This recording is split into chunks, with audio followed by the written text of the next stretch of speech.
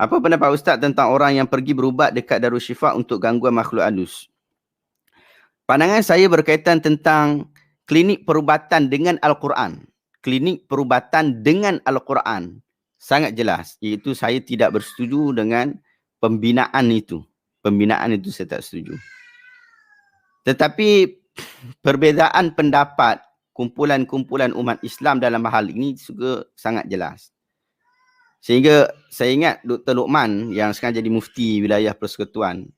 Dulu waktu dekat UM, saya ambil master kat situ dulu. Tapi saya ambil master tak habis lah. Tapi cuma saya ambil master tu, saya ada kelas dengan dia tu, waktu tu. Dia sebutkan berkaitan tentang isu ni dan dia tak setuju dengan Mufti Perlis lah. Dan dia sebutkan isu ni, dia kata ini adalah inisiatif kepada orang-orang yang ada masalah yang memang berlaku pada hari ni. Iaitu kerasukan jin, histeria dan sebagainya. Lalu ada inisiatif tu. Saya sehingga pada hari ini masih lagi tetap pada tidak bersetuju. Saya beranggapan orang yang sakit sentiasa melazimi bacaan-bacaan Al-Quran, ruqyah untuk diri sendiri.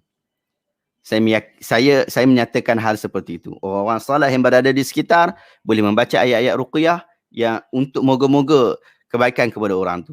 Tetapi kebanyakan hadis-hadis yang menyebutkan tentang ayat-ayat ruqyah adalah untuk diri sendiri. Bukannya orang kepada orang tu. Cumanya ada keharusan tak untuk daripada orang lain kepada orang tu? Sebahagian besar para ulama mengatakan bahawa ada keharusannya.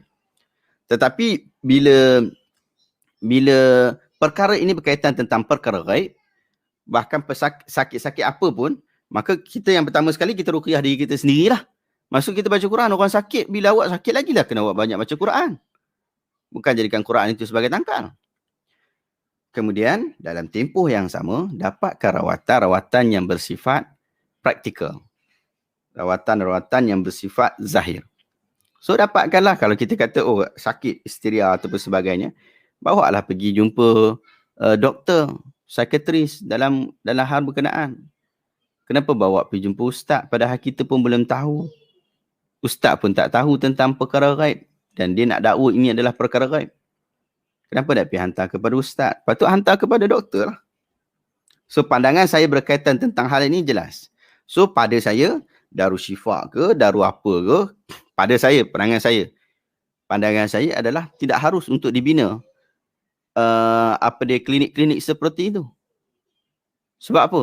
Sebabnya bila dibuka klinik seperti itu, kejumudan umat terhadap perkara-perkara perubatan agama, penyembuhan bab penyembuhan semakin merudum. Semakin merudum. Padahal kita faham bagaimana Islam menghadapi perkara-perkara berkaitan tentang perubatan dan seumpama dengannya. Dia naik ke atas. Mula dapat perubatan gangguan halus, lalah kali sampai tahap pergi sakit kencing manis apa semua pun pergi cari dekat situ juga. Dia makin merudum. Padahal asalnya okey lah. Tapi kemudian lepas tu, dia makin merudum.